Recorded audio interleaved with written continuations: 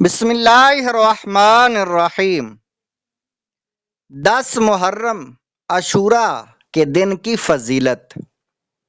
عاشورہ یعنی 10 محرم الحرام کے دن حضرت سیدنا نوح علی نبینا علیہ الصلاۃ والسلام کی کشتی کوہ جودی پر ٹھہری۔ اسی دن حضرت سیدنا آدم صفی اللہ علی نبینا علیہ الصلاۃ والسلام کی لغزش کی توبہ قبول ہوئی۔ اسی دن حضرت سیدنا یونس علی نبینا وعلیہ الصلاۃ والسلام کی قوم کی توبہ قبول ہوئی۔ اسی دن حضرت سیدنا ابراہیم خلیل اللہ علی نبینا وعلیہ الصلاۃ والسلام پیدا ہوئے۔ اسی دن حضرت سیدنا عیسیٰ روح اللہ علی نبینا وعلیہ الصلاۃ والسلام پیدا کیے گئے۔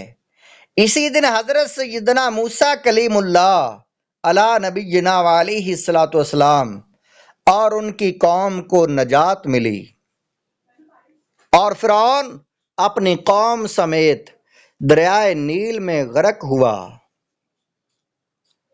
اسی دن حضرت سیدنا یوسف علی نبینا علیہ الصلاۃ والسلام کو قید خانے جیل سے رہائی ملی۔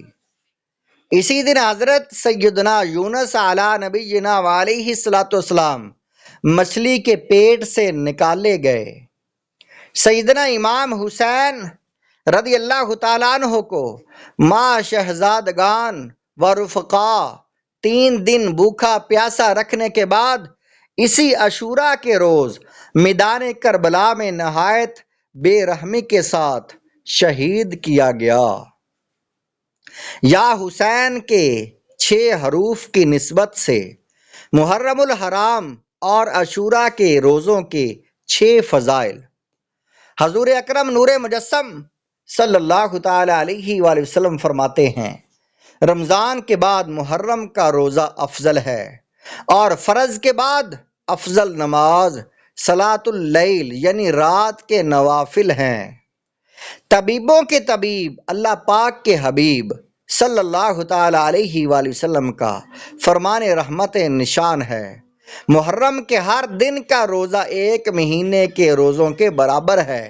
حضرت سیدنا عبداللہ بن عباس رضی اللہ تعالیٰ عنہ کا ارشاد گرامی ہے، رسول اللہ صلی اللہ تعالی علیہ وآلہ وسلم جب مدینہ المنورہ زادہ اللہ شرفا و تعظیما، جب مدینہ منورہ میں آپ صلی اللہ علیہ وسلم تشریف لائے، یہود کو عاشورے کے دن روزہ دار پایا تو ارشاد فرمایا، یہ کیا دن ہے کہ تم روزہ رکھتے ہو؟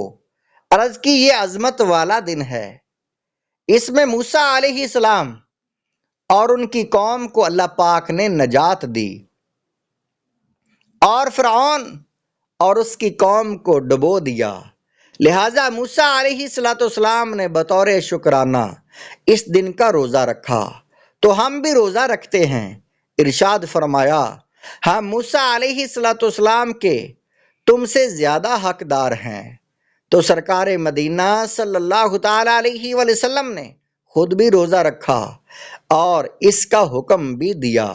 مسلم شریف صفحہ نمبر 572 اور حدیث نمبر 1130۔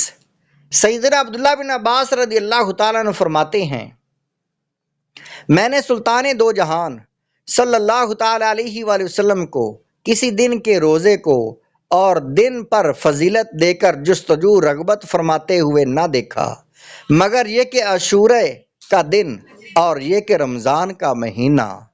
یعنی اس حدیث پاک کا مطلب یہ ہے کہ حضور علیہ السلام 10 محرم الحرام کا روزہ بہت ہی محبت کے ساتھ اور بڑے اہتمام کے ساتھ رکھتے تھے، شکرانے کی وجہ سے۔ بخاری شریف جلد نمبر 1 صفحہ نمبر 657 اور حدیث نمبر 2006۔ نبی رحمت شفیع امت صلی اللہ تعالی علیہ وآلہ وسلم کا فرمان ہے، آپ نے ارشاد فرمایا، یوم عاشورہ کا روزہ رکھو اور اس میں یہودیوں کی مخالفت کرو، اس سے پہلے یا بعد میں بھی 1 دن کا روزہ رکھو، مسند امام احمد جلد نمبر 1 صفحہ نمبر 518 اور حدیث نمبر 2154۔ عاشورے کا روزہ جب بھی رکھیں تو ساتھ ہی 9ویں یا 11ویں محرم الحرام کا روزہ بھی رکھ لینا بہتر ہے۔ اگر کسی نے صرف 10 محرم الحرام کا روزہ رکھا تب بھی جائز ہے۔